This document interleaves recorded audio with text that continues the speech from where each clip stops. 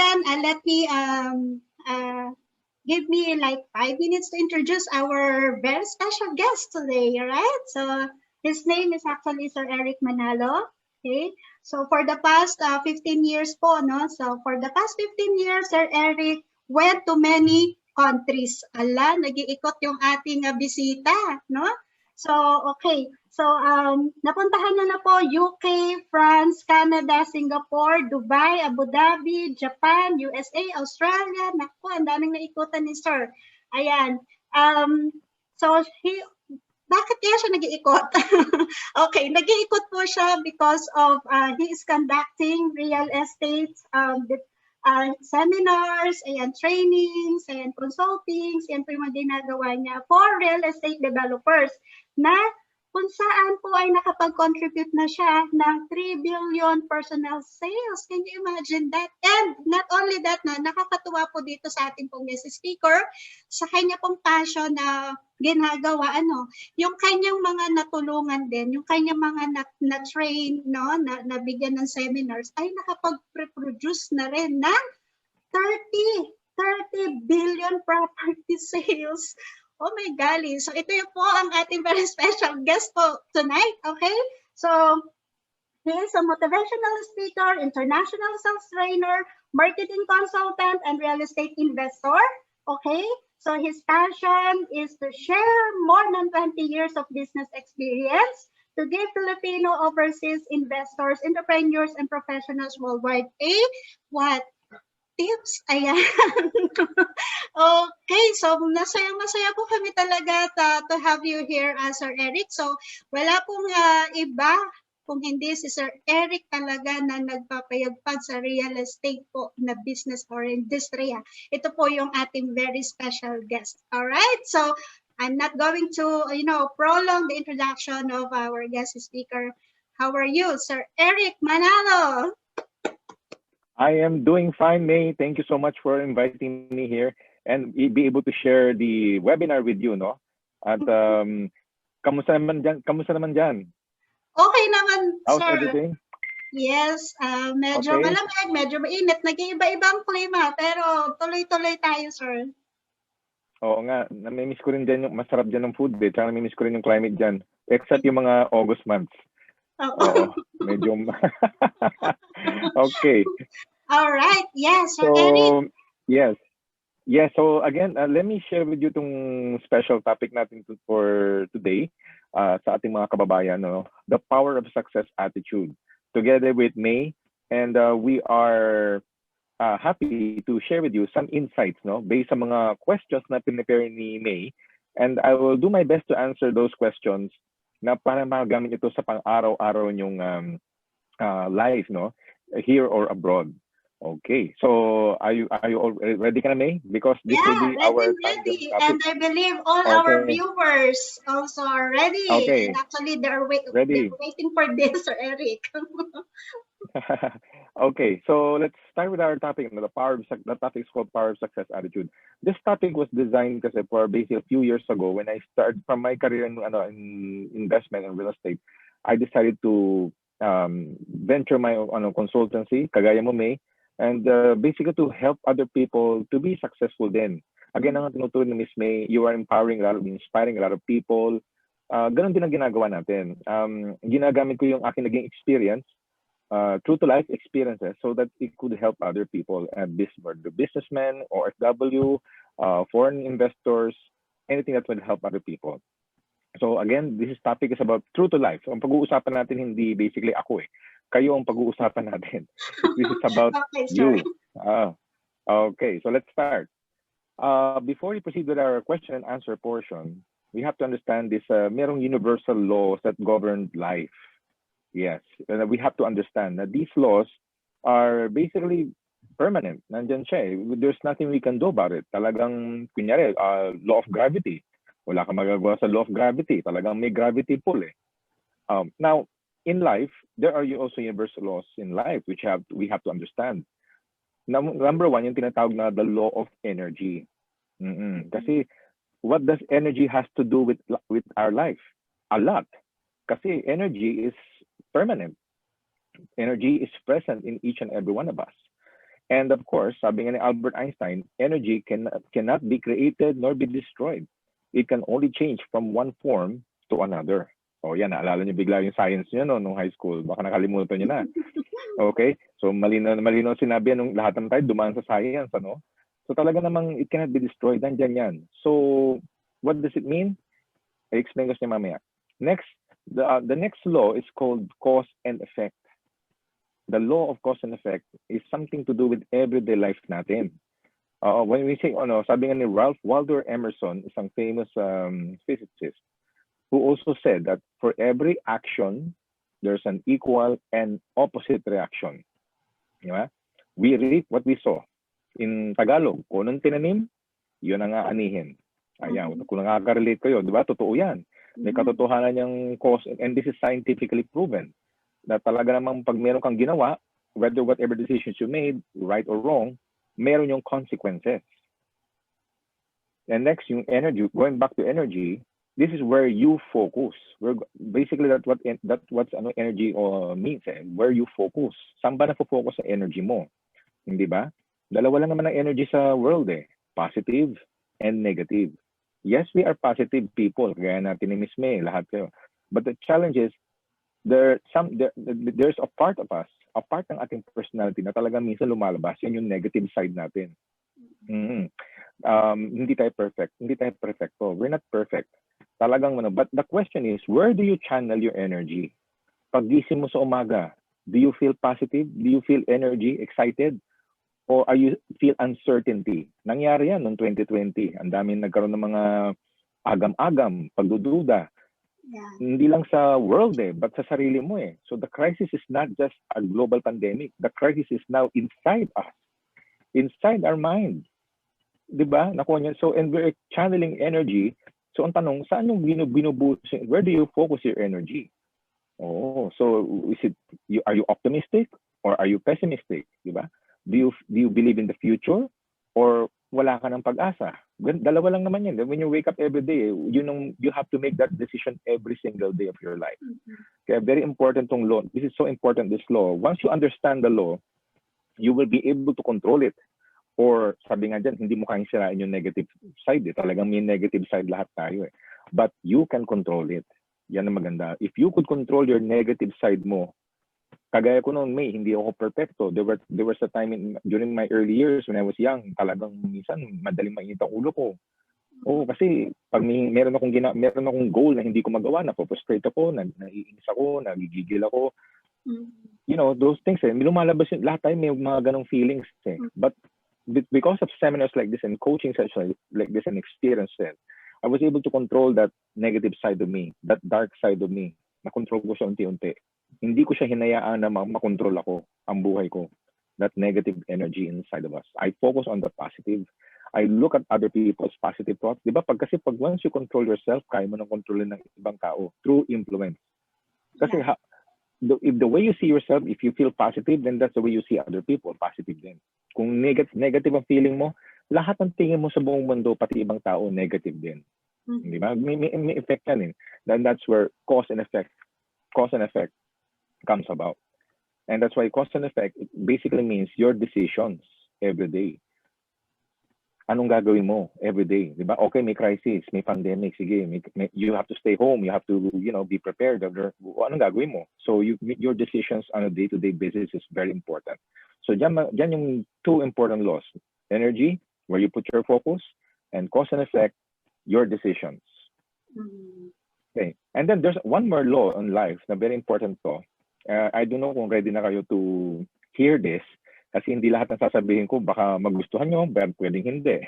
Because I have to be very honest, this is very based on experience lang. There's one more law that I'd like to share with you that something's very close to me and I'd like to share this with you. It's called the law of determinism. The law of determinism. Sabi diyan sa law na yan, it states that these are occurrences in nature. The occurrences in nature is decided by preceding events, natural laws, that everything leading up to this point happened for a reason. Ayan. Hindi ko alam kung dito ko marami na shock Anong ibig mo sabihin, Eric? Lahat na nangyari sa buhay ko, good or bad, may dahilan. dito ako medyo nahihirapan may explain sa kanila eh. You might be shocked at first, but if you evaluate your life 5 years ago, pwede lang yung pandemic, wag mo na isama yung 2020. Skip mo muna yung 2020. You were already living in a pandemic life. Di ba? Kasi, ma'am, explain ko sa inyo mamaya.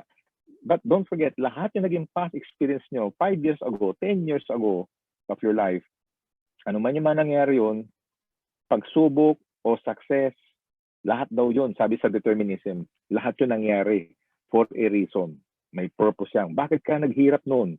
Baka may dahilan yun, kaya parang maging malakas ka ngayon. Now, not too many people understand this law until you try to explain. Hindi mo maintindihan yung pagsubok habang pinagdadaanan mo. Pero once nalampasan mo yung pagsubok sa buhay mo, doon mo maintindihan. Miss May, kaya pala nangyari yun. It had to happen. Whether it's an event, a relationship, di ba? It had to, kaya ko kailangan siya i-let go kasi hindi ko mahanap yung tamang person sa akin. Something like that. Maraming situations yan. That's what the law of determinism is all about. Okay, that everything has a reason. Itong pandemic, nangyari din. If there's one reason na naintindihan natin what happened, is that we all have to be strong. It made us stronger. As I've said, there are only two energies in the world, di ba? Positive and negative. The question is, what do you decide on a daily basis? Do you wake up in the morning? Do you feel positive? Yeah, when you're experiencing faith, ito yung mga indicators mo eh. When you have strong faith in the Lord, you have love for people and love for yourself. Importante mo na sa sarili mo because you cannot love other people if you don't love yourself. Okay, so you feel love for yourself and courage. Yan, positive energy yan. When you say courage, yung bang kahit may pagsubok, you fought the good fight. You had the courage to move forward. Positive energy yan. Next, negative energy. Ayan. So, negative energy is when you're feeling self-doubt. Ayan, marami nangyari dito, di ba? Until now, mga who are struggling in their business, in the career, in their relationship, in the economy, in their career. They are having self-doubt. Hate. Sometimes, nagkakaroon pa ng hate, di ba? Kasi lumalabas yung negative side mo dahil bakit hindi ko pa na-achieve yung goals ko. Di ba? And then, fear. Hanggang sa the hate turns into fear. People are afraid. For the first time in history, the first time in your life, natakot ka magplano for 2021. Miss May, meron pa ba akong dapat planuhin? Hindi na mga ganun katindi ang mindset, Kasi ganun katindi. When you allow the negativity to overcome you, to overtake your good side, yun naman yan. It all depends kasi what you choose eh. Sino mananalo? Yung positive side mo o negative side mo? That's the question. I'm not saying na you remove your negative. Hindi mo mawala yan, my friends. It's part of the energy. Hindi mawawala yan. But you can transform it. You can control it. If you decide. If you decide. Okay, so at least maintindihan natin kung difference ang dalawa, no? Kaya pag-isip, ano bang gagawin ko? Negative ba tong situation o pwede kong gawing positive tong situation? Di ba? It's all in the power of choice. Next, so understanding your life. So I'm using an iceberg principle just to explain further kung anong relevance ito. As an iceberg, you already know that 10% ng iceberg nakalutang, yung 10% niya, tip of the iceberg. Kaya nga sa mga movies, sasabihin it's only tip of the iceberg. Pero 90% kasi nakalubog yan, hindi mo nakikita. Napakalaki. The greater mass is underneath. It's no different from our personal life. You have to understand your life. That we all have social life. Lahat tayo. When you say social life, iba yung nakikita ng mga tao sa labas. And then we have the personal life. Ito na yung deeper level ng life natin. Yung iba ang kinikilos mo sa social life, iba ang kinikilos mo sa personal life. And then we have the spiritual life. Yes, my friend, ito yung mas malalim na parte ng atin na hindi mo nakikita ng outside and inside. When you say social life, ito yung job mo, business, career mo, whatever it is, no? Ano man ang role mo sa buhay na nakikita ng public, yun ang social life mo. Tapos, meron namang personal life, yung relationship with your family. Medyo private ng konti ito, di ba? Kasi minsan, iba ang kinikilos mo sa labas, sa work, iba ang kikilos mo sa family time mo. Okay? That's okay. But remember, there's also spiritual life. That this is your faith and the divine power. Whatever your faith is. Whether you're Muslim, Catholic, whatever religion, it doesn't matter. You believe in a divine power na kahit hindi mo siya nakikita, naniniwala ka. These are three areas in our life that requires balance. Hindi kasi puro tayo social life lang, right? Oo. Na umiikot lang ang buong mundo mo sa social life lang. Then nakakalimutan mo yung family relationship. Kailangan balance yan. Am I being a good husband? Am I being a good partner to my, di ba? To my spouse, to my brother, sister. Ganyan yan eh. Di ba? Hindi kasi pwedeng ang ganda-ganda ng pakitang gilas mo sa labas, sa mga katrabaho mo, pero iba naman ang kinikilos mo sa mga pamilya mo, di ba? Hindi balance eh. Kailangan aligned siya eh. And of course, when you're encountering challenges, dito papasok ang spiritual life. Kasi bakit maraming nade-depress? I found out that majority ng nade-depress, according to the study, medyo mababa ang spiritual life nila. To be very honest, medyo ito yung malungkot na portion. Notice yung mga taong madaling ma-depress, mahina ang kanilang spiritual life. Kulang ang hindi balanse ang life nila. Magaling sila sa work, magaling silang kumita ng cash, galing, career, boom, the best. Pero sa family life, hindi sila successful, right? Hindi sila successful. And worst, wala pa silang solid na spiritual life na they can hold on to kahit mawala yung trabaho nila, kahit mawala pa yung family nila. Sometimes yung spiritual na lang ang magbibigay sa iyo ng energy para mag-survive. So this is now naiintindihan niyo ganun kahalaga tong tatlong area na to that we have to create balance. And that will be the key to our success, is to have balance in all areas of our life. Hindi pwedeng isa lang, all balance dapat yan. Okay, so that's it.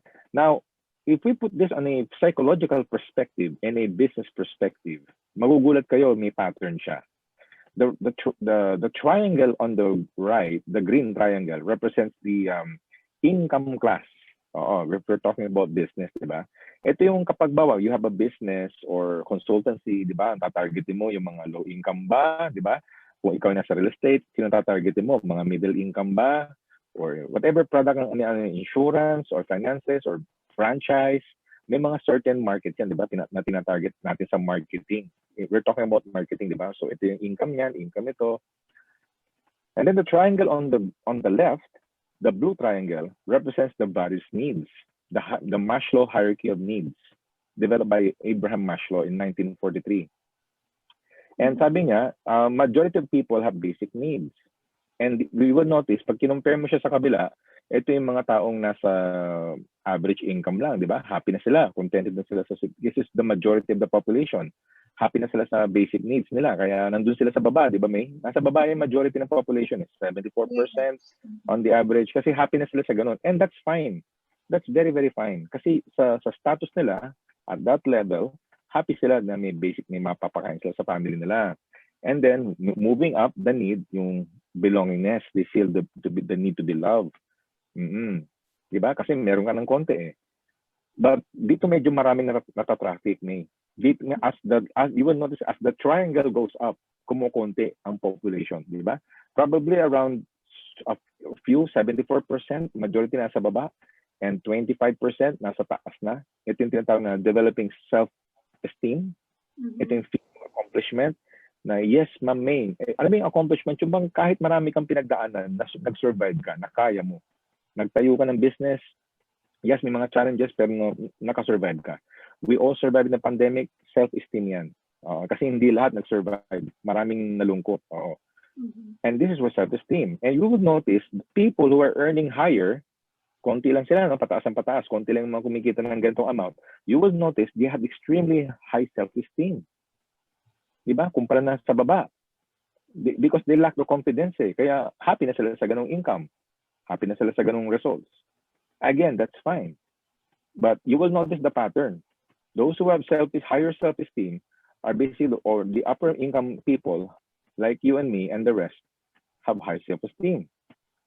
And let's go to the highest na, the rich. Ayan. Diba? The Bill Gates, the Warren Buffett, yung mga tinuturo natin, yung mga quotes nila, ito na yung mga more millions ang kinikita, diba? So sila yung tinatawag nila sa psychology na they have achieved a certain part of self-actualization. Now, self-actualization means feeling nila na-achieve na nila yung kanilang full potential. Ang question ko sa inyo lahat, do you think majority ng population ng mga Pilipinos na-achieve ba ang self-actualization? Hindi. Oh. Dito sila nata-traffic sa self-esteem pa lang, minsan wala na eh. Oo. They have this mentality, underdog mentality, o parang feeling down, self-limiting beliefs. Hindi ko kaya yan. Buti ka pa, Miss May. Sana all. Alam mo yung mga ganon. Yung walang believe sa... There's a difference between being humble at yung walang believe sa sarili. Ha? Magkaiba yun. They're different. Wag yung... Oo. Iba yung nagpapaka-humble ka lang, pero magaling ka. Iba yung... you believe na hindi ka magaling. Magkaibang mundo yun. No? They have different realities. Eh. So the bottom line I'm trying to explain is this, that you have to see may pattern. Napansin mo, yung mga rich, yung mga highly successful people, they basically surpass the basic needs, the love, self-esteem, at nandun sila sa self-actualization. Now, it doesn't matter magkano kinikita mong pera. It doesn't matter really. You can achieve self-actualization any given time when you feel na na-achieve mo na.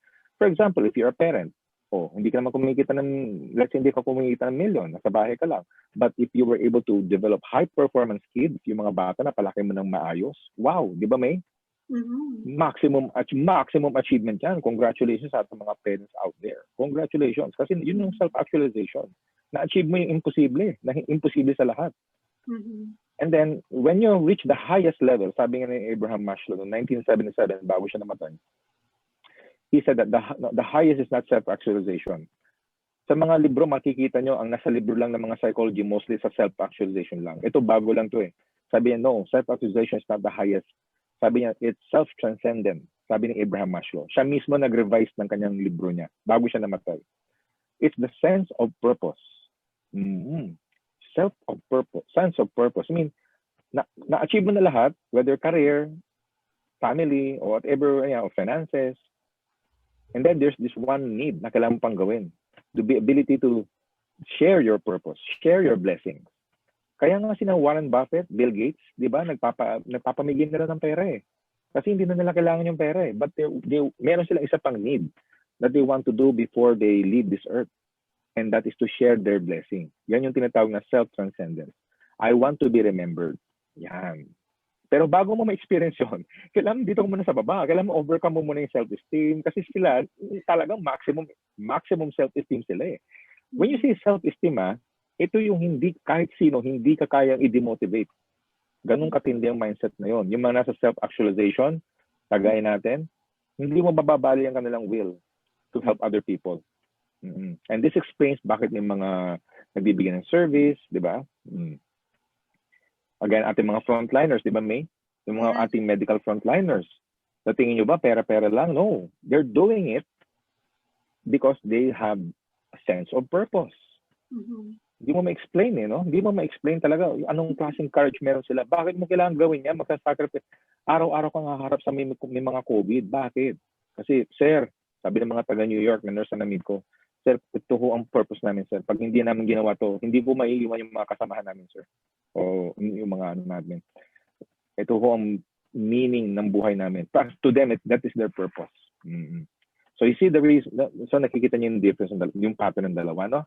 So very important, this is very important to understand the psychology of what makes people become high performers and be successful. Ayan. So again, self-limiting beliefs, yung nasa bandang first three parts, hindi pa na rin na-achieve yung highest potential. And then, sa psychology side, kay Abraham Maslow, yung self-esteem, belongingness, and basic needs are basically, marami pa tayo, man's greatest problem is the undeveloped potential. Kaya hindi tayo maabot sa Pinoy. And this represents the ratio of the population. Majority are still below their potentials. Hindi nila maximize lahat ng potentials nila.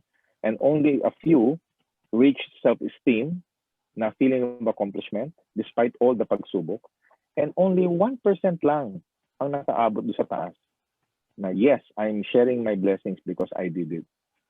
Dapat baguhin natin yung triangle, di ba, May? Dapat baliktad. Dapat mas maraming, yung 1% na yan, kailangan dumami yan. Saan ka pupunta? Dadagdag ka ba sa 74? Di ba? Or doon ka sa 1%? Dagdagan, be part of the 1% kasi konti lang sila sa population. Konti lang sila sa Earth. Kaya ang title ng that's why the title of our program is Success Attitude. Kasi only a few people achieve success. Hindi po lahat eh. And kung lahat successful, di wow. Di ba? Saya. Whether in Dubai or Middle East or any part in the world. It's very important yan eh. Alright, so I hope nakatulong to understand the concept behind the success principle. So now let's go to our question and answer portion. Okay, na ginawa ni May to, and I'll do my best to answer some of these questions. Okay, the question number 1. Sige May, tanong mga May. You do the honor please of asking. Question number 1. How committed should you be? Ayan, ito question to ni from Miss May. Sabi ko na, bigyan niya ako ng mga hard questions. So ito nga, binigyan ko, umpisa pa lang, hard question na agad, ano? Well, so how committed should you be? Okay, so whatever yung commitment mo, depende yan kung saan mo gustong saan ka committed. So relationship mo, sa family mo, sa career mo, sa health mo, yung wealth mo, kamusta na ang wealth mo, or health na lang eh, di ba? Wag mo na wealth, di ba May? Yung health mo na lang, kamusta na? Di ba? How committed, yan ang tanong ko sa inyo lahat eh. How committed should you be? Aba, ang sagot dyan eh, dapat all the best. Dapat 100% commitment. Dapat hindi pwedeng part-time lang. Meron bang commitment May na part-time lang? Sige, paminsan-minsan committed ako sa iyo ha. Depende sa mood. Depende sa mood. I'll call you pag may oras lang ako ha. Di ba? Hindi ganun ang commitment. Ang commitment yung talagang 100% focus ka. Whatever it is. But just to give the right perspective, my answer is always be hungry for change. Always be hungry for yourself to improve. Di ba? Yung anong commitment mo sa sarili mo? You commit to yourself to improve, to change, to have a better life. Yan. Every time nahihirapan ka sa buhay, balikan mo yung nakaraan mo. Learn from the past. Lahat naman tayo, hindi naman tayo ganito, right? I started May when I had humble beginnings. I was an investor at the time now. But 10 years ago, I was an employee. And 10 years before that, I was very poor. We were broke. Nangyari sa amin, I was born in a middle class kami ng father ko, is a vice president sa Makati, and then Asian financial crisis, we lost our family business. Yung bahay namin na parang kasing laki ng simbahan sa Merville, and with 3 cars, 3 maid, yan pang ano. Alam mo yun, I grew up in a middle class family. Nawala lahat yun in 2 years. We had financial challenges.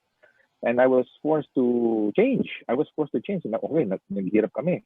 Talaga nawala yung bahay, nawala yung sasakyan, and I was working in a hotel. I nagtrabaho ko sa isang hotel, sa Sofitel. Part-time job, habang ako nag-aaral sa Letran. Now, naghirap kami, May, pero ang mindset ko is this. Naghirap kami, pero hindi ko tinanggap na maghirap kami. Hindi ko in-accept yun. Oo, kahit sabihin, wala na lahat. Yun yung sa mga narinig mo na, nawala na lahat sa akin. As in, then we moved to Santa Mesa in a very, our kind relatives adopted us. Nakitira kami sa mga kamag-anak namin sa Santa Mesa. They were kind enough to accommodate us kasi talagang naghirap kami, May. Alam mo yun, yung talagang wala ka na pambayad sa bills, zero. Kaya kung tatanungin mo, yung pandemic, yung pala naranasan ko na, yung bata ko. But, itong difference, bakit ako nag-overcome? Ito yun. Because yan ang mindset ko.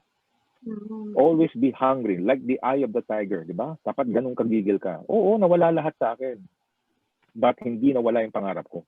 Remember your courage when you had nothing. I had nothing. I remember those days. Ewan ko sa mga nakikinig sa atin kung ano yung pinagdaanan nyo, hindi ko alam. Pero one thing is for sure, whatever it is, remember your courage. Nung nagkakaroon ka ng pagsubok, matapang ka. I was brave. Kahit wala na kami, lumaban tayo, May. I work hard. I learned a lot. I improved my skills. I did everything to change. Kaya nga, be hungry for change. Like an eye of the tiger. Pwedeng mawala lahat sa'yo, pero ang paniniwala ko nung May, hindi, babawi ako. Makaka-recover kami. Kahit hindi ko lang kung paano. Pero one day, makaka-recover kami. That was my mind. Yeah. Yun ang pinagkaiba ng mindset. Hindi ko tinanggap na lang yung situation. Hindi, mahirap na kami forever. No. No, pwede ka maghirap. Kaya itong pandemic, ang dami naghirap. Pero nawala lang ang trabaho mo. Pero hindi ikaw ang nawala. Trabaho lang nawala sa'yo. You find a way to change immediately. Pivot agad. So yan ang sagot ko sa tanong ngayon. Remember yourself. Remember who you are. Wow. Next question. Number 2. Number 2 question.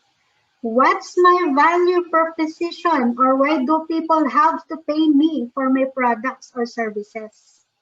Ayan, this question is basically for entrepreneurs na nakikinig sa atin ngayon. Ano?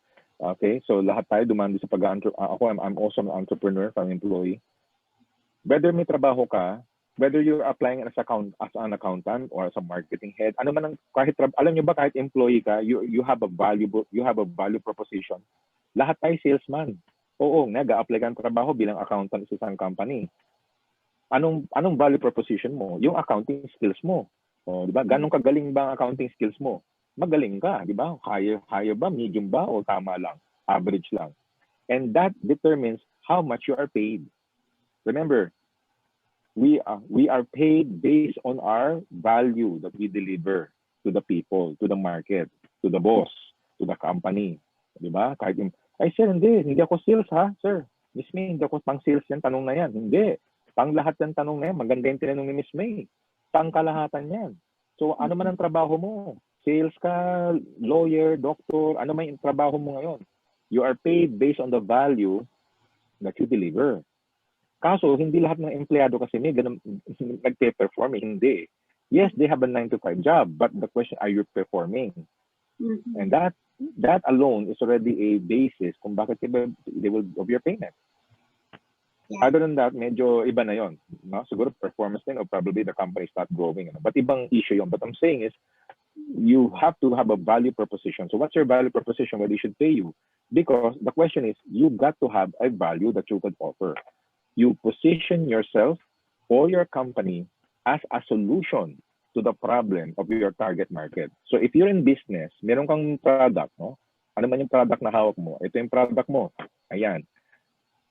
Position your product to the market as a solution, di ba? Do not position your product as a problem. Di ba? May mga produkto diyan, benta ng benta pero ang daming kapalpakan, di ba? Ng customer service, di ba? Yung back end, yung feedback, yung di ba? Kaya nga minsan sira yung pangalan ng kumpanya, hindi naman dahil sa mga tao lang eh, di ba? Yung product mismo eh.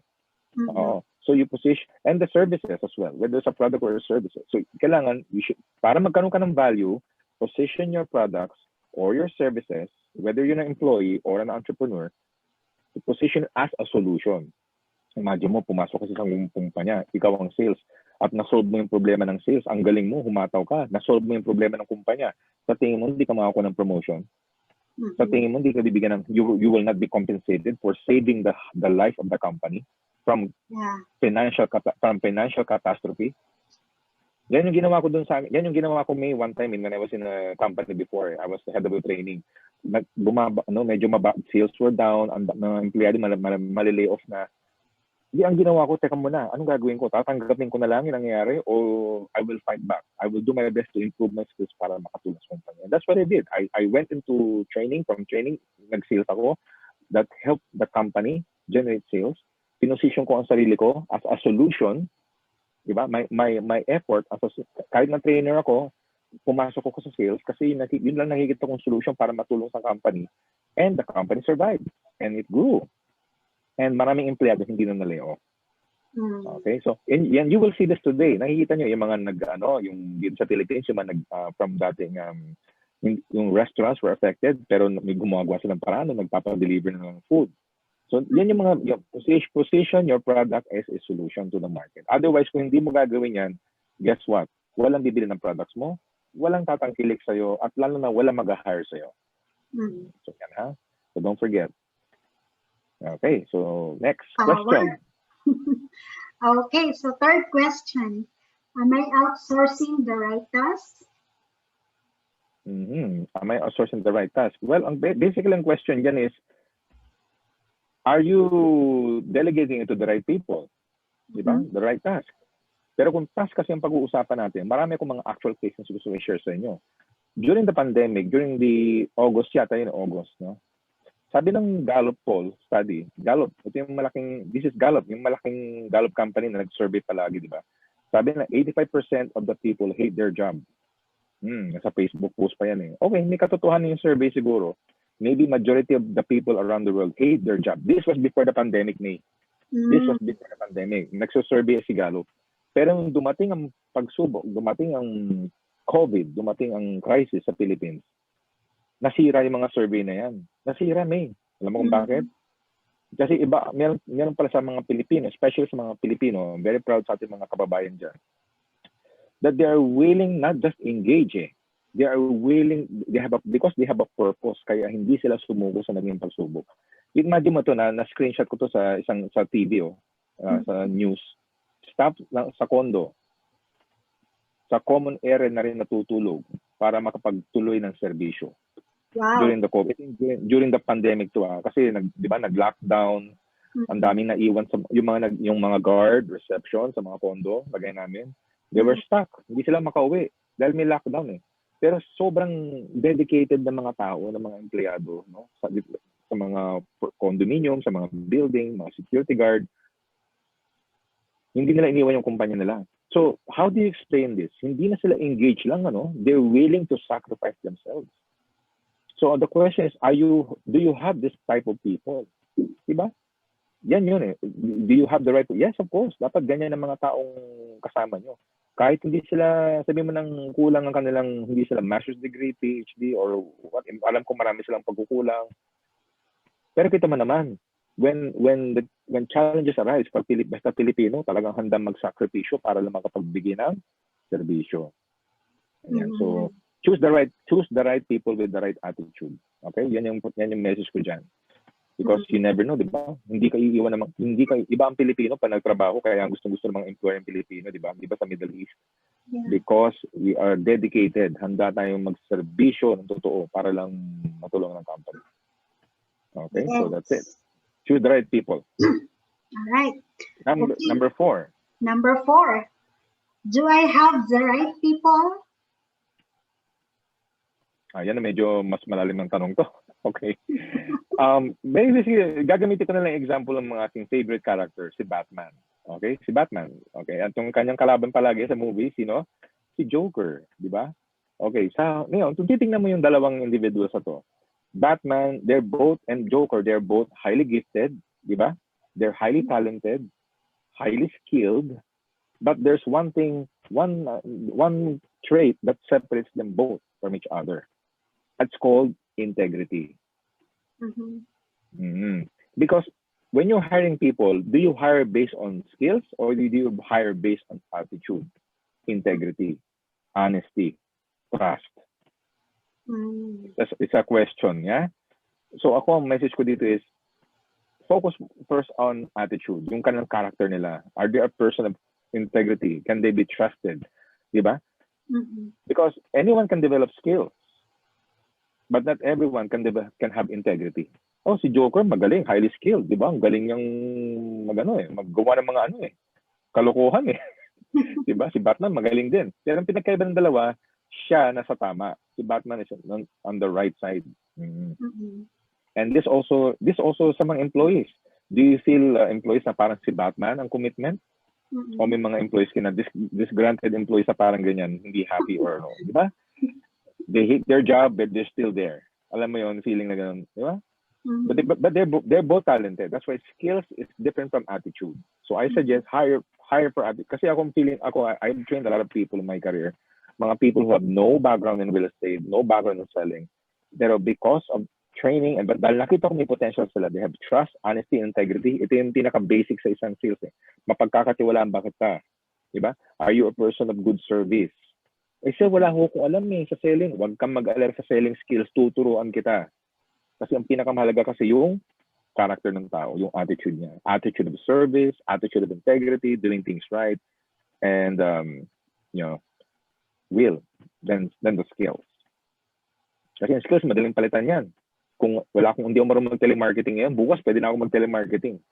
Naging iba-iba naging career ko bago ako nag-sales Naging telemarketer ako, naging encyclopedia salesman, alam mo, kaldero, nagtinda rin ako ng kaldero, yung worth 50,000 na kaldero. So pa iba-ibang skills yan. But there's one thing, that reason why bakit hina-hire pa rin ako. Favorite pa rin ako i-hire ng mga employers. Thank you sa mga nag-hire sa akin. Because I had integrity I was doing things right. Kahit bigyan mo ako ng 1 million na cash ngayon, sigurado ako makakarating sa kumpanya. I-remit ko yan. Yun yung sinasabi ko, integrity. Alright? So, thank you for that. Next All right. question. So, fifth question. Am I thinking big enough?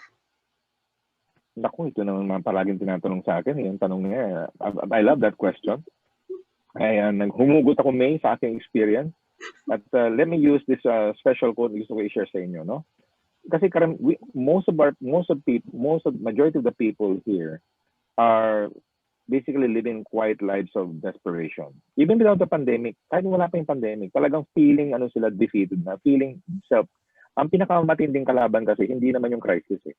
The greatest enemy we face is ourselves. Because every day we tend to feel self-defeated, self-limiting. We have tinatawag na self-limiting beliefs. Di ba? Am I thinking big? Bakit nga ba hindi thinking big? Kasi nga, I have self-limiting beliefs. Tuwing may magsasabing, mangarap ka, ano sasabihin, May? Kayo lang yan. Kayo yan, Miss May. Kayo yan, Sir Eric. Ako, hindi ako ganun. Nakita mo na yung problema? Meron kagad naka-program sa mind niya eh. You, sad to say, but you've been living in self-limiting beliefs for so long that it became a way of life already sa'yo. Ganun katindi ang problema. People are thinking na I'm an introvert, I'm too young, Miss May, hindi ako pwede mag-succeed, May, kasi wala akong experience, I'm just a millennial, I'm okay ba naman, I'm retired na, matanda na ako, May, hindi na ako pwede sa ganyan. Alam mo yun, hindi pa ginagawa yung sinasabi mo, yung mga advices mo, May mga kwento na siya sa sarili niya, may mga dinidikta na siya sa sarili niya. You are, di ba may nakaka-encounter ka nun, sinasabi mo, kaya mo yan, sister. Yeah. Go. Diba? Pero ito sila naman makulit. Hindi, Miss May, hindi. Kasi may edad na ako. Ang dami kong ang dami excuses. Now, change your destiny. I want you to change your destiny. Sa lahat na nakikinig ngayon, it's time to change your self-limiting beliefs you have about your life. Palitan mo na. Wala nang pwede magbago sa'yo kundi ikaw lang. Ikaw lang ang pwede magbago sa'yo. Hindi parents mo, hindi yung teacher mo, hindi BFF mo. Si Beshi, hindi ka matutulungan ni Beshi. Kahit ilang Beshi pa ang kausapin mo. Ikaw lang ang pwede magbago sa tadhana ng buhay mo. Yan. Don't forget. Okay? Alisin niyo na yung mindset na yan, na you've been living in that mindset for so long. It became a way of life na. So, time to change your destiny. Change your self-limiting beliefs. Asap. Next question. Kaya pa ba ng mga audience natin? Sabi ko sa inyo, nabusog agad. Hindi ko alam kung kakayanin itong message. Pero sige, tinanong nyo, edi sasagutin natin. Go. Next question. Number 6. Okay, number 6. Number 6, can the business function day to day without me? This question, I have 2 answers for this question. Number 1, it depends if you have systems and structures in place. If you don't have a system and structure in place, kunyari ang nagtayo ka, kasi naranasan ko magtayo ng yung barbecue sa Santa Mesa. Nung wala akong trabaho, nagtinda ako ng fried chicken sa PUP, malapit doon. May grill lang ako, maliit na grill. Luto-luto ko, take out sila. Inaabang ko sila pagdating ng 6 p.m. Labasan na yung mga teacher, labasan na yung mga estudyante, bebentahan ko sila ng fried chicken. Now, ang tanong, kung ganun ang negosyo mo that requires your physical presence, medyo mahihirapan ka. That's why you have to in order to function, you have to create systems and process. Ngayon, yung dati, face-to-face, ngayon baka pwede mong gawing online. Can your business become online? Na kahit wala ka, you can do that. And that's Miss May to help you out. To make your business digital, di ba? Yeah. And don't forget, business is basically a 24/7 mindset. It's not part-time. Kung papasok ka sa business, kailangan 24/7 iniisip mo paano lalago ang business mo. Hindi pwedeng solo flight ka lang forever. Like for example, ang mga tinetrain ko mga licensed brokers, some of the licensed brokers, there are 2 types of licensed broker, yung solo flight at yung maraming tao. Ang palagi sinasabi sa mga solo flight, look, may pandemic. Ang benta mo, hindi kagaya nung araw. So you got to be flexible, di ba? You got to be 24/7. Subukan mo bang venue, mag-recruit ka ng tao. Di ba? Para yung mga tao mo, yung network mo, ang magdadala ng more referral sales sa'yo.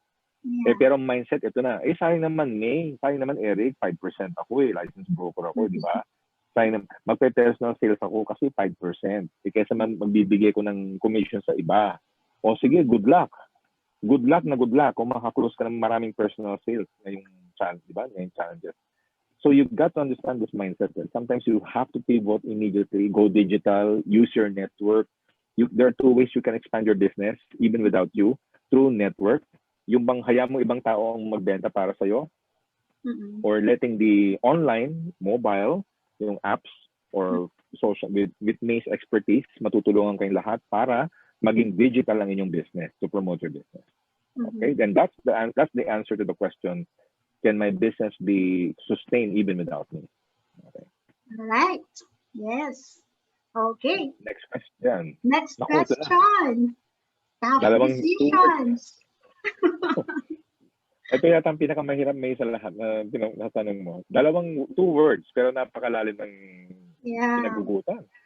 Tough decisions. If you are in business or if you're in your career, you have to understand that every day you got to make tough decisions. Yung pagbabagong buhay lang, yung magbagong buhay ka lang, di ba, May? Yung magbagong buhay ka lang, ang hirap nun. You have to make the decision. How about staying positive? Aba, you have to make the hard decision. You have to make a tough decision. Ayan ang mga bashers mo sa paligid. Ang daming, naku, wag kang hindi mo kaya, di ba? Yung palang kailangan mo iwasan mo yung mga bashers mo sa buhay mo. That is already a decision. Okay? Also, I have two answers for this. You have to change your attitude and you change your reality. Kasi lahat tayo may kanya-kanya tayong realities And we got to make tough decisions every single day.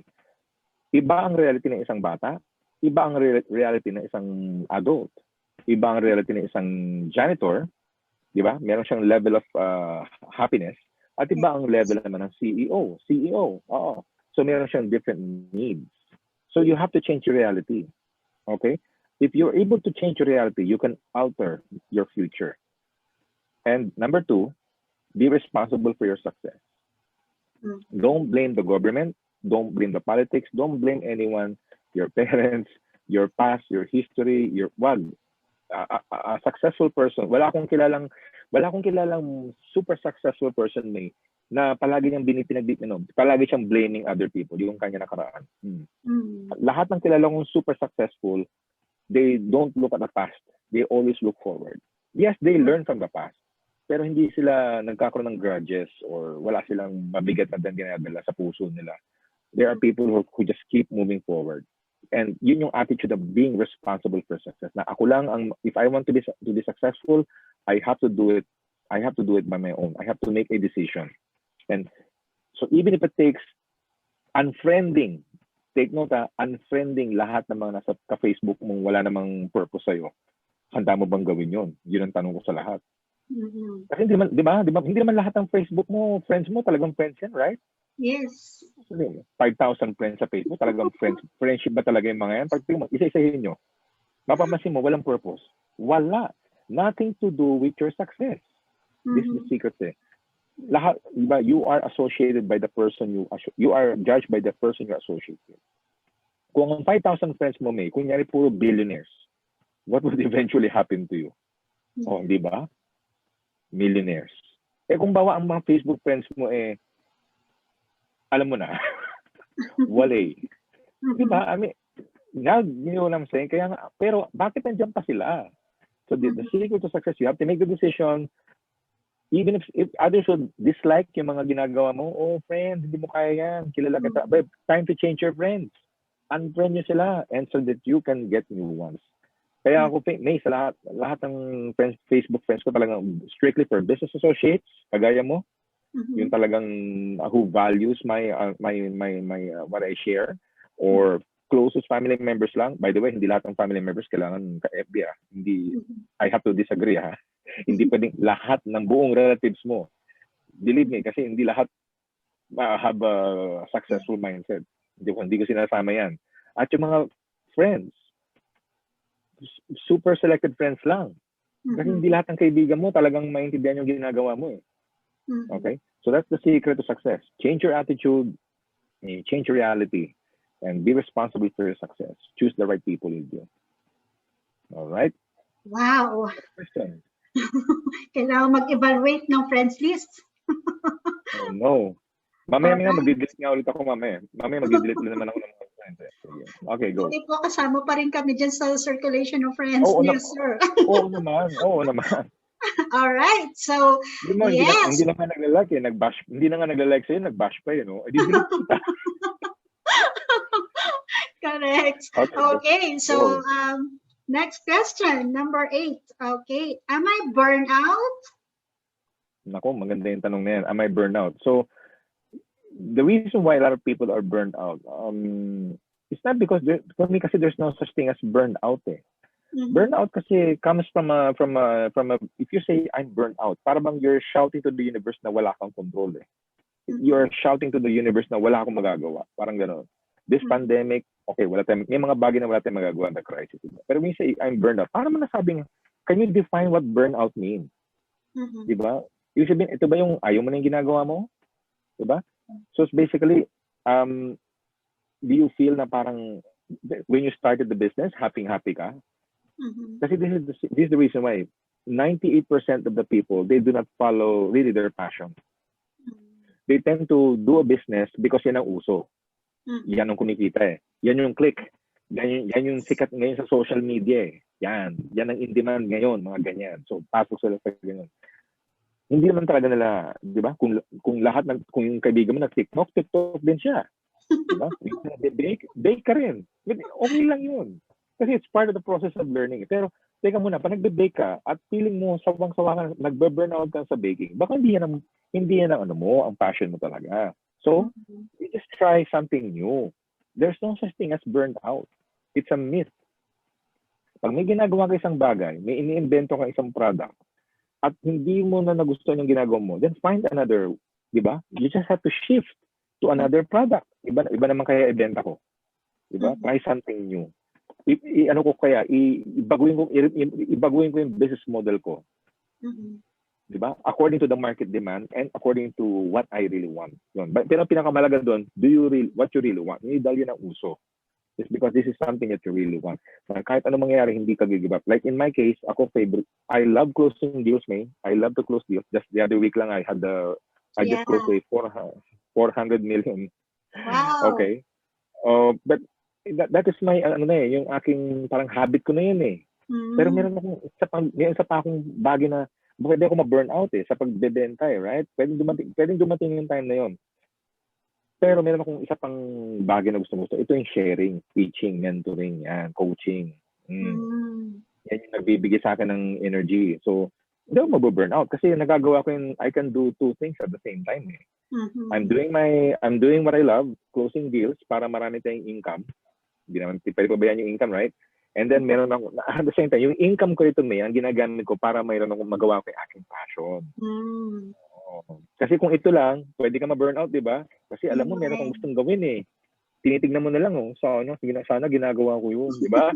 O dito ka make money para magawa mo yung passion mo. Right? Ganon. Kaya dapat, the secret to life is love what you do. Hindi yung follow your passion. Medyo gusto ko i-correct ng konti eh. Kung kumikita ka dito eh, isang bagay, di ba kung meron kang negosyo, ito, di ba, sa business mo, kumikita ka rito eh. Oo nga, medyo 70% yan ang passion mo, pero alam mo yung love mo yung kabila. Di, love what you do, kasi dito ka kumikita eh. Sige, tanggapin mo lang yung blessing. Tanggapin nyo lang. Tapos whatever revenue, then gamitin mo para sa isang business mo. Or mag-philanthropy work ka, magbigay ka ng ayuda. Marami kang pwedeng gawin kapag meron kang income eh. Other people kasi feeling na burnout kasi kumikita ako pero hindi ako happy. Hindi ako niniwala sa mga ganun. Dapat kang kumita para magawa mo yung love mo. Flower shop ang gusto mo? Di sige. Saka na marami. Tayo mo yung flower shop mo kung yan ang favorite mo talaga or something. Whatever it is. So there's no such thing as burnout. You can always pivot. Find what you love. Love what you do. Kaya diyan ako kumikita sa real estate. I have to love it so that I can help others. Next. Okay, Lynn. So next, question number 9. Am I doing the right thing? Medyo correlated sa isang question kanina no? Di ba? Am I burned out? Parang ganun, babalik ang kwento nung, Am I doing the right thing? Well, this is my advice to everybody. enough thinking already. Stop thinking. Kasi when you say, am I doing the right thing? You are thinking eh. Diba? That already is a waste of time. That is a serious waste of time. The more time na iniisip mo, ang daming nawawalang opportunities, di ba? Ang daming tao nawawalan ng income dahil ano kay status quo eh. Am I doing the right thing? Teka muna, ganong katagal mo na ba ginagawa yung business mo? Sir, nakaka 8 months. You mean to tell me 8 months ka nagsayang ng oras? Isang taong ka nagsayang ng oras? You're still thinking? Di ba? So, my advice to everybody, stop the thinking. Kahit hindi pa perfect yung business mo, o yung pinaplano mong mag-launch, o yung pinaplano mong, don't plan anymore. Go for it, attack na.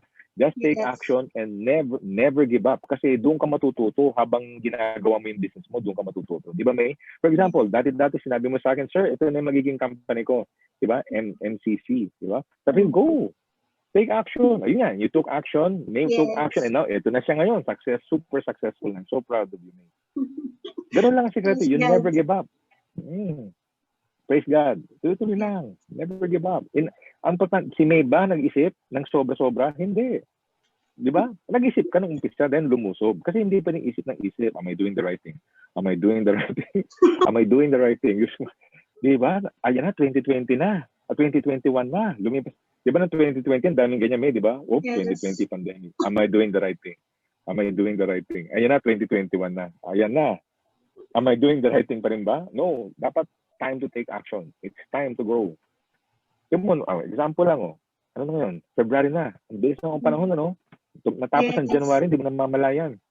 Kasi yung mindset nyo, ang galing. Just take action. Hindi nyo mamamalayan ng panahon. And you learn as you take action. Learning is doing action. Not, di ba, May?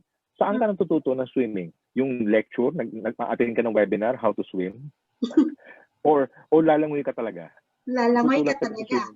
Lalangoy ka talaga eh. Ganyan din ang entrepreneur. Hindi pa din plano-plano. Webinar, Zoom. Kailangan after the Zoom, boom. Di ba? After the Zoom, boom. Boom. Boom. Right. Okay, so thank you for that. I hope pumasok sa mga audience natin yan. Next question. Okay, so question number 10. What does habit have to do with success? What does habit? Well, everything actually. Everything, because habit is basically the everyday thing that you do. Habit becomes, for example, a habit of waking up on time, being on time. Yan, di ba, May? Yeah. If you're on time sa mga kausap mong kliyente, if you study your products very well, if you deliver the best service, alam mo, service is a habit, ha? Service. Customer service is a habit. Pag hindi mo habit magserbisyo sa customer, forget the business idea. Kasi yan yung mga critical factors ng isang business. Service is one of them. Product quality is one of them. Knowledge is one of them. So maraming factors yung mga, and all those requires habit. And that will contribute to your success. Yung mga simple things lang. For example, being on time. Being prepared. Bago ka humarap sa kliyente mo. Yan yung palagi ko tinuturo sa mga ahente. Alam mo ba, May, ultimo ballpen, walang dala. Harap sa kliyente, walang dalang ballpen, walang dalang calculator, sample terms. So sabi ko, kaya naman pala ang sagot ng buyer sa inyo eh. I will think about it. Kasi kulang ang sinagot mo eh, kaya hindi mo na-close yung deal. Okay? So anong sekreto? Dapat you should change your habit. Dapat bago ka humarap sa kliyente, may habit ka na dress well. Diba? Dress well before you kahit Zoom yan. At ready yung ballpen mo, calculator mo, yung mga itatanong ng client, prepared ka, binasa mo yung produkto mo, alam mo pa paano i-deliver with confidence. So those things are part of the habit. Eh. It's like brushing your teeth. Yeah. You got to learn these things na. Kaya nga ngayon, May, ang habit ko in closing, parang kahit pikit mata, kaya ko na i-close kahit sino. Wow. Paano mo na-close yung sir? Ganun lang, kasi habit ko na eh, for the past 15 years. Oo. Anything that you do consistently becomes your habit. Tama? Yes. Anything you do for 40 days, siguro, or 33 weeks, sigurado habit mo na yan. So, ayusin niyo yung sarili niyo. Tingnan niyo kung saan kayo nagkukulang para ma-improve yung habit niyo and so that you can contribute to your success. Okay, game. Next. Galing. All right. Number 11. 11. Sinagad-sagad ka na namin, Sir Eric. All right. Question number 11. How to overcome challenges? How to overcome challenges? Well, I'm going to use the example like a lion. No? Be fearless. When you to overcome challenges, you have to be fearless. Why? Because you survived. Remember who you are. You survived many crises in your life because you were fearless. So huwag niyong kakalimutan. Yes, may faith kayo kay Lord, pero kailangan niyo pa rin maging fearless. Di ba, May? Yes. Di ba? Because faith without action is nothing. Correct. If Agree. you know the story of the Bible, si David and Goliath, gusto ko yung story ng dalawang yun eh. David and Goliath. Alam naman niyo yung story ng David and Goliath, right? David was blessed. He was blessed, di ba? Na siya yung susunod na hari ng Israel. Pero may problema siya, kailangan harapin sa Goliath. Although he knows that he was blessed by the Lord. Pero kung hindi siya naging fearless to take Goliath, hindi siya nanalo sa labanan. Lahat tayo may Goliath sa buhay. Lahat tayo may kanya-kanyang Goliath. Your Goliath fears, your Goliath self-doubt, self-limiting, di ba? Your Goliath excuses. Ang lahat kayo may ganun. So, maging fearless kayo like a lion. Ang lion ba umaatras sa labanan? Hindi, di ba? Wala naman kayong kilalang ang lion, pag nakita niya yung target niya, talagang lulusubin niya yan. Yeah, that's the secret. Imagine mo, if you live your life without fears, hindi ka takot kung magkaroon ka man ng failures. Hindi ka takot na hindi bumili yung kliyente mo. Hindi ka takot, tingnan niyo, magbabago ang buhay niyo. If you take fearless action, tingnan niyo, things will change. I promise you. Kaysa yung doubting yourself, right? Kasi minsan ang dami kong mga agents na tinatrain, hindi pa na nakuklose yung kliyente nila. Marami silang doubt. Naku, sir, investor yan. Big time yung kapakausap mo sa akin. Hindi ko level yan, sir. Kita mo yung problema, May. Can you see the mind? No? Grabe. Sabi ko, can you remove that self-limiting belief na kahit sino pang CEO yan, investor o kanegosyo, face them with confidence kasi ang ganda ng produkto mo, maniwala ka sa sarili mo. Kasi maganda, you may be selling a good product, di ba? Pero kung wala kang belief sa sarili mo, you don't have, courage. Yes. Wala rin, hindi mo close yung deal. Yeah. So it's a combination of both. So be fearless, ha? Yan ang sekreto. Yeah. To overcome Fearless. challenges. Okay. Next. All right. Last three. What has to be your goal? Okay, goal is this. Overcome your fears. The only way to overcome your fears is you need to be fearless. Yan ang goal niyo lahat para for tonight. Whatever it is, whatever your goal is, you have to be fearless. Go out there and take action. Kasi minsan lahat tayo lagyan ng goal eh. Pero ano man nangyayari sa goal mo? Wala. Kasi you're not doing anything about your goals. Yes. Do whatever it takes. Ako, ng goal ko, let's say, example lang, dati marami rin akong duda sa sarili ko, May, can I sell this much? Sinubong ko isa, nakabenta ko isa. Yung pangalawa, pangatlo, mamaya na malayan ko, nasa 1 billion na yung sales ko. Sige, benta pa. Hanggang naging 2 billion. Hanggang nag-chill ba ako? Hindi. Face your fears. Kaya ko mag 3 billion. Kina-challenge ko yung sarili ko palagi. By becoming fearless. O let's say, ang negosyo mo, nakabenta ka na ng 1 million sales. For example, sa mga entrepreneurs out there, naka 1 million sales ka ng contract, kumita ka na 1 million sa business mo this year. Well, this year, targetin mo 2 million. Double your effort. Double your numbers. You got to be fearless. Huwag ka matakot sa economy. Kasi nauunahan tayo ng fears eh. Ay, may pandemic pa yata. Sabi ng mga experts, 3 taong para abutin yung pandemic. Ayan na, naniwala. Ay, oo nga. Naniwala naman. Nauto na naman. Diba? So, hindi mo pa ginagawa, naniniwala, mas pinapakinggan mo pa yung opinion ng mga so-called experts. I'm with no disrespect sa mga news, right? But what I'm saying is, do not allow these things to create fear to the point na ayaw mo nang kumilos. Ganun ka na. Sobrang okay matakot, pero huwag ka maging sobrang takot. Use that fear to your advantage. Ako, ganun ginawa ko, May. Takot ako maghirap. Natakot ako maghirap. Kaya lalo kong sinipagan. Lalo akong naging determinado. Lalo akong naging fearless. Kasi may takot ako, May. Ayoko na maghirap ulit. Yun na naging, ewan ko sa iba ha, pero ako kasi naranasan ko yung hirap eh. Kung yung ibang dyan hindi nakaranas ng ganun, hindi kayo makakarelate sa sinasabi ko. Pero kung one time in your life nakaranas kayo ng hirap, maniwala kayo, hindi niyo gusto maulit-ulit. That's why I use that fear, ginamit ko yung fear na yun para mag-improve ako to the highest level. para hindi ako bumalik sa ganung situation. Sometimes you have to use fear to your advantage instead of using fear as your hindrance. All right. So, All right. medyo palalim yung mga tanong eh. Kaya natin kaya to. Okay, go. All right. So, question number 13. Do you believe in the power of positive thinking? Naku, positive thinking, Kasi kung I have to be frank, kung puro tayo positive thinking lang, that's not enough. Law of attraction is not enough. You have to have action. You have to take action in positive thinking. Okay, next. Okay. Next question. Number 14. Advice to people struggling to find success. Okay, first, gusto ko malaman yung lahat. How do you define success in your life muna? Is it defined because of the money that you're earning? Although that's one measurement, di ba? Money. Pag sinabing, wow, naka 3 million si Sir Eric, kumita ng 1 million si Sir Eric, di ba? To others, success na yun, right? But to be honest, my friends, success is one word na napakalawak eh. Napakalawak. Gusto ko sabihin sa inyo lahat. Success is not just about the amount of money, sales, or retirement pay that you're expecting, o anumang kotse o bahay meron kayo. No, it's not. That's financial success. That's just one part. Life is about using that success in the ability. Success is the ability to influence all areas of your life. Di ba? Meron tayong first social life, family life, spiritual life.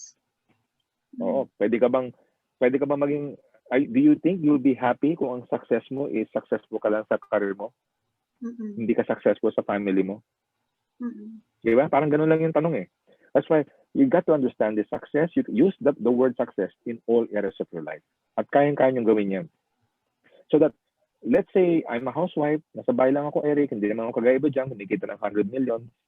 O, paano ako magiging happy? How do I say successful ako? Well, by becoming a very, by influencing your spouse. Di ba? Creating an impact sa spouse mo, sa mga kids mo. In that, you are already, to me, you are successful. Tama ba ko, May? You are a very successful mom. Oo. Or kung ikaw naman lolo, or whatever it is, ano man ang role nyo sa buhay nyo, kung empleyado ka, o hindi naman ako kagaya ni si Eric na billion, I'm just a staff, rank and file lang po ako. Ayun naman yung mindset, How can you be successful? By creating an impact to your team, sa mga ka-empleyado mo. Instead na parang kang nagiging negative thinker, you are encouraging your team. At mapapansin ng boss mo yan. Wow, di ba? Yes. Di ba? Hindi yung puro, pati ikaw sarcastic ka rin. Hindi ganun eh, right? So, pasaway ka sa grupo, di ba? Sa mga empleyado. Kasi bawat empleyado may mga pasaway. Yes. Ang tagal ko na kasing empleyado eh. Sa 10 magagaling na empleyado, may isa dyan mas pasaway. Kahit anong motivation ang gawin mo, pukpok ang gawin mo, talagang pasaway. Napaka-negative, napaka-pessimistic. So, if you want to say you want to be successful, kahit hindi ka multimillionaire, you can be successful right now by creating an impact to all areas of your life, to your colleagues, to your family, to your boss, to your spouse, to your parents, and so on and so forth. Especially to your kids, if you have kids. So, to all of you who are listening right now. So, tandaan nyo, that's how you define success. It's not just monetary, not just financial, but all areas of your life. All right. So, all areas of our life. Okay.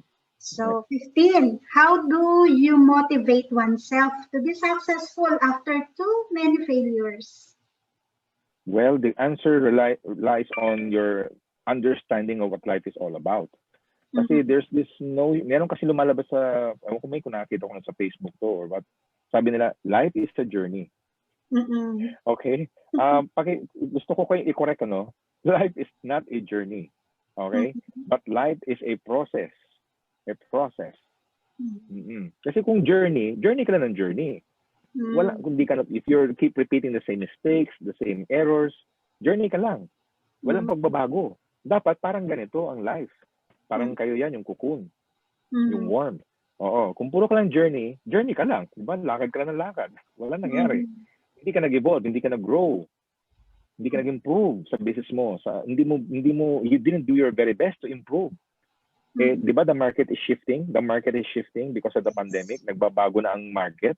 So ikaw, hindi ka pwedeng ganyan forever. Kung yan ang business mo, if that's you in the screen, at yan ang negosyo mo, maniwala ka, you will be gobbled up alive. ng market, ng industry. So, ang kailangan mong gawin, you have to evolve. You have to pivot. Yan palagi sinasabi ni Miss May, change until you become a butterfly. Diba? You adjust to the situation, you adjust to the market, you evolve. You evolve in the process. Hindi lang journey, but a process. It's also the same in relationships, diba, May? Sa mga relationships. Hindi pwedeng same approach ka. Diba? Kailangan nag-grow kayo. Are you growing with your partner? Or is your partner causing you not to grow? Diba? Ganun ang mga tanong. Yung bata ba, are you developing the kids na maging ganyan lang o mag-improve sila? Yan yung mga tanong na. That's why this question is generally for all areas of your life. So remember, life is not a journey. Delete nyo na yun. Yung quote na yun. It's a process of improvement. Life is not a journey, but a process. Ayan. All right. Because growth comes through pain and inspiration. Yes. Diba? That's only we grow. Masakit, diba? Masakit mag-grow. Sa process, yes, mahirap. Maraming challenges, failures, rejections, you name it. Pero at the end, it's worth it, diba? At the end, it's worth it. Okay. Number 16. Okay, 16. Does being a morning person could make you successful? Well, depends yan kung how you interpret it. But for me, waking up in the morning is good experience because it gives you more time to be productive. To be productive, yes, in terms of doing things more. Kasi pag sobra ka naman puyat sa gabi, like 3 a.m. every day, parang pag-gising mo, hindi na productive, right? So, kasi your body needs to regenerate. So, kung nasa call center ka, 24/7, best na make sure you get enough sleep. And eat healthy, ha? Oo, kasi mahirap na eh. Health is wealth. Yes. Next. Okay. What is your best advice on keeping focus on the important when the distraction in our lives are constant? Mahirap nga naman yan, di ba? Mahirap, mahaba, but let me give you a special quote on this. Diba, what is your best advice keeping focus? Diba? You focus on what's very important to you. Yung important lang sa'yo, alisin niyo yung mga distractions nyo. Kasi tignan niyo to ha, for example, yung distractions, for example, ito yung goals mo, May. Ito yung goals ng MCC o ng company mo. Ito naman yung mga ginagawa mo every single day. Ang question ko sa inyo lahat, kung ito ang goal mo, sinong kausap mo every single day from Monday to Saturday, 9 a.m. to 9 p.m.? Are they anyone, sino ba ito mga kausap mo o mga activities na ginagawa mo has anything to do with your goals? May connection ba? O, for example, nanood ka ng Netflix, tatlong Netflix sa isang araw, sige.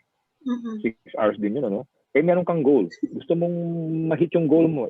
Wala ka namang ginagawa. Nanonood ka lang na online, nag-games, or whatever.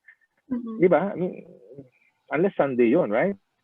Or talking to people na hindi naman talaga walang negosyo, puro personal life lang or issues. Any activity, kayo na mag-assess. Hindi ko kasi alam activities nyo. But if you notice, kaya maraming hindi nasa-succeed. Kasi lahat kayo, ito ang goal nyo. Ito yung goal nyo, yung million goal nyo. Pero anong pinaggagawa nyo araw-araw? Hindi yung mga kausap mo araw-araw.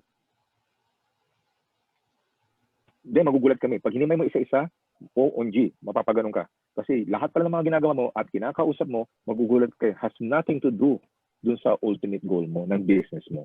So be very, very vigilant.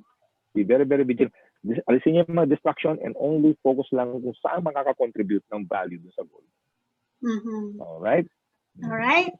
So 18. What do you do when you used to love your work but passion has been killed by work or life balance issues? Well, ito yung mga sasabi ko lang dyan. There's no such thing as work-life balance. Paki-delete nyo na yung idea na yun. Sabi nga ni Jack Welch, di ba? Yung dating GE CEO, Jack Welch. Sabi niya mismo, there's no such thing as life balance, but there's work-life choices.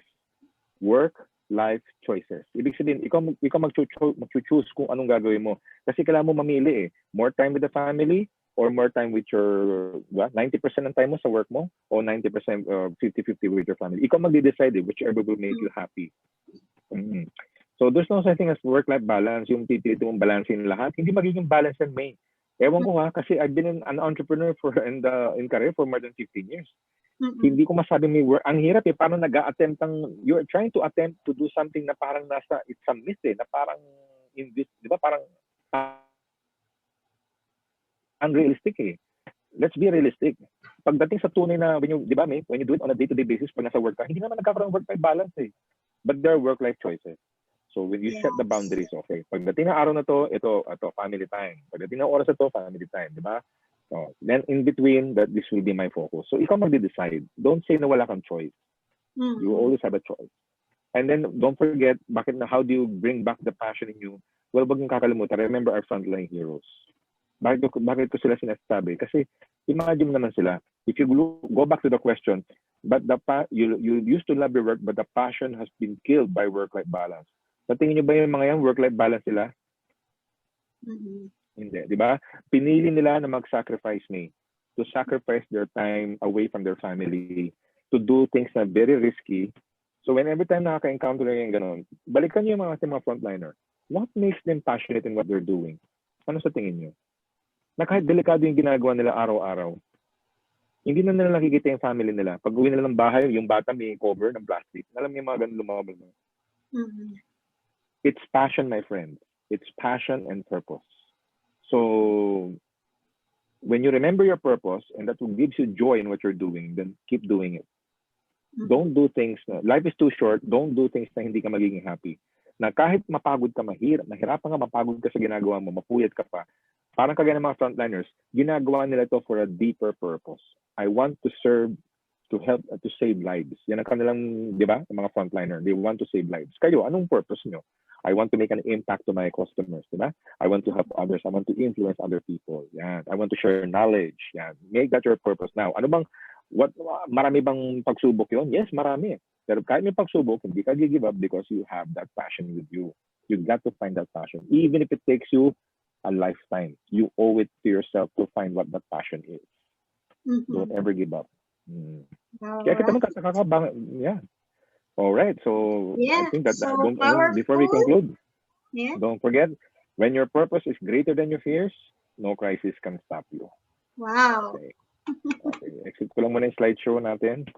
Ayan, grabe. So powerful and very tactical, no? So, grabe. Ayan, si Sir Eric, di ba? Tama nga naman. Success attitudes can do a lot for us. Right? So, if we are fearful person, so how can we be enjoying life? Bakit pa natin nahanap yung life balance kung tayo mismo, yung energy natin, we don't even thinking or realize the cause and the effect of it, you know? So if we are fearless, ayan. So napakaganda ng na-share sa atin ni Sir Eric. Sobrang, Sir Eric, sa mga na-share niyo po sa amin today, so it's gonna be a really memorable talaga po sa amin po dito sa community ng business owners and service providers ng global network po dito sa MCC. Ano po. So you're very successful in every aspects of your lives. So that's how I see it po, no? But of course, at the end of the day, as you said nga po, na there's may Goliath lagi at saka negative ng environment, laging meron yan. So, siguro po ang huli kong katanungan sa inyo out of the long list of my collected questions.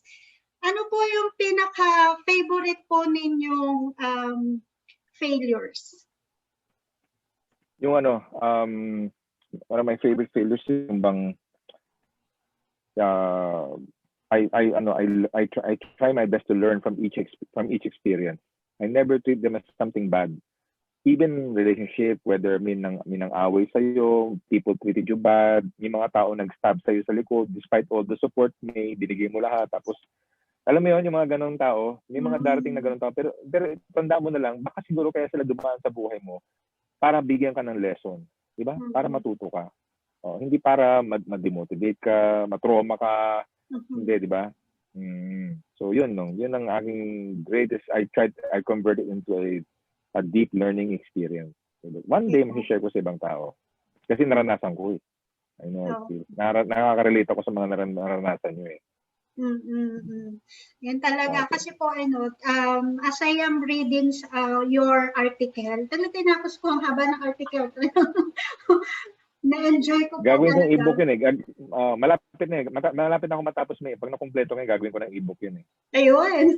Napakaganda Mm. pong basahin. No? Okay, so thank you so much, Sir Eric, for your precious time.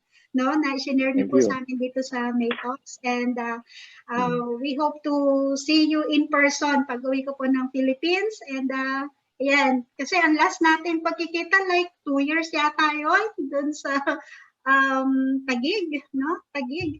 But Sir Eric, yeah, if you would like to promote some of your engagements, please make the honor.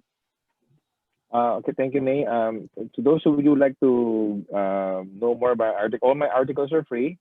I'm doing this because to help other people. No, my website is www.ericmanalo.com, and you can add me in your Facebook. My Facebook page is Eric Manalo World for more free articles, free quotes. Yung mga nakita nyo kanina sa slide, nandun lahat yon. So you can get more. And I wish you all the best. I wish God bless you all at makatulong sa inyo to. I'm just sharing whatever blessing na nasa atin. So I'm just an instrument. I'm so happy to share this with you. Thank you, May, for inviting me over. Thank you so much, Sir Eric. And may God bless you too, your family. And sa lahat po na inyong ginagawa, ay ito po, yung pinalabasan doon, yung mga natulungan niyo po. Gaya ko po, isa po ako sa binibigyan niyo ng advice. Maraming salamat, Sir Eric. Kailangan po kayo talaga ng maraming tao, and you are really an inspiration to all of us. Thank you so much, Sir Eric, for everything. And God bless. Thank you so much po. God bless. All the best. Okay. All right. Bye then. Bye. Bye. All right. So that's Coach Eric Manalo. Grabe. Punong-puno po ng tips. Punong-puno ng not just a tip, no? True to life story niya. Yun po talaga yung nangyari sa kanya, yung pinagdaanan niya.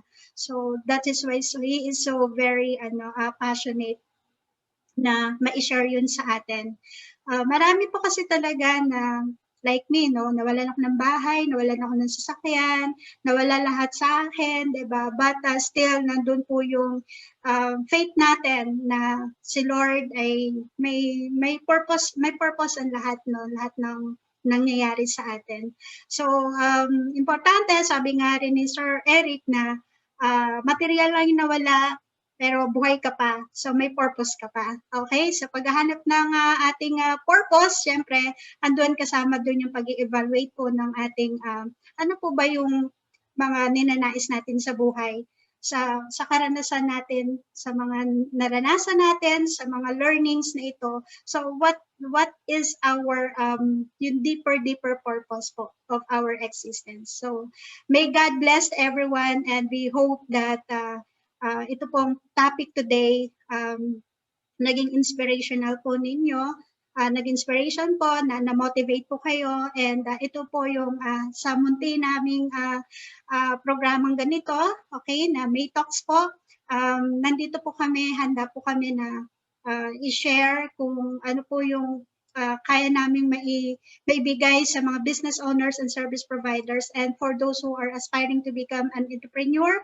So hopefully this platform po may add value, no, sa inyo pong dreams and goals. All right? So ang maiiwan po natin sa araw na ito, yun pong sinabi ni Sir Eric sa atin na huwag po tayong matakot, no? Dahil iyon actually ang pinanggagalingan ko bakit marami po sa atin hindi po inaabot yung ating mga goals sa buhay or yung dreams natin. Okay? So ito pong muli ang inyo pong lingkod. Dito lamang po sa May Talks, your host, Miss May Anonuevo. We build value and wealth together. See you again on Thursday. Okay? Bye!